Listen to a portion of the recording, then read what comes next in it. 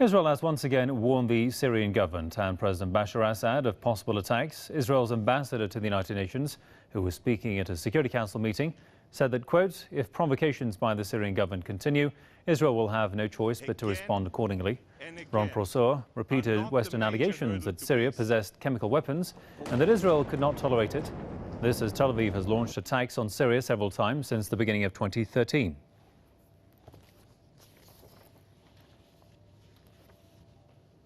Let's go to Indiana and talk to E. Michael Jones, editor of Culture Wars online magazine. Welcome to the program. So, Mr.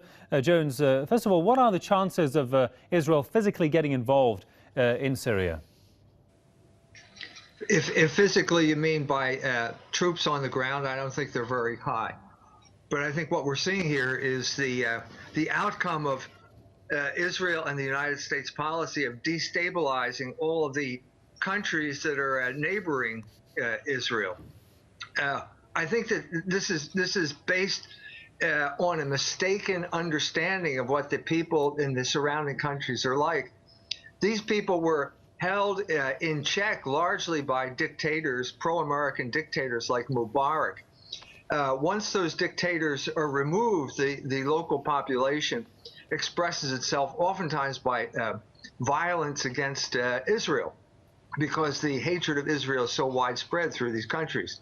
And so what you saw in Syria was exactly this type of situation. The Western powers were supporting the Salafist rebels against Assad, and they reached a critical point where they had to give them superior weaponry, and they simply backed down. They wouldn't do it because they were afraid that these people were going to use those weapons on Israel. The rebels would periodically go to the Golan Heights and fire small arms into Israel as some indication of their intention. So what I think you're seeing here is the result of a totally failed policy of backing the wrong Islamic groups, the most violently anti-American, anti-Israeli groups, and promoting the destabilization that has led to a situation where Israel is now less secure than it was before all this started.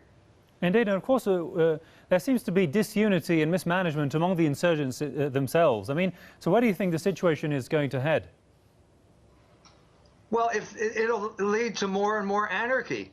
And the more and more anarchy will lead to more and more splinter groups feeling that they have the option of attacking Israel. I mean, there was a story right after the collapse of Libya where a group of guys got a hold of some missiles. They put the missiles in a truck, they drove across Libya, drove across Egypt, and fired the missiles into Israel because there was no overarching government to prevent these splinter groups from acting on their desires. So it was totally counterproductive on the part of the United States and Israel. I think the strategy that America is following now, I think they're going to try and come to an agreement with the Russians, divide up the Middle East according to spheres of influence, and rein in all of these groups that they have armed before it's too late.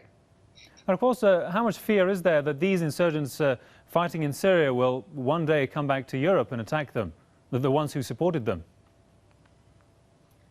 Well, this has been the story ever since Afghanistan, where we had the great Islamic crusade against the Soviet Union that was victorious. And then these groups were ready, they're armed, they're trained, they're ready to fight, and they dispersed throughout the world. The Islamic world was the first one to suffer. These groups went back, one group went back to Algeria and caused this incredibly bloody civil war there until they were reined in. But they can show up anywhere. I mean, they were weaponized and sent to Chechnya after Afghanistan. They were weaponized and sent to Bosnia after Afghanistan. It's a pool of violent people that are ready to engage in war at a moment's notice. Indeed. We'll have to leave it there for the time being. Many thanks to E. Michael Jones, editor of Culture Wars magazine from Indiana. Thanks for your time there, sir.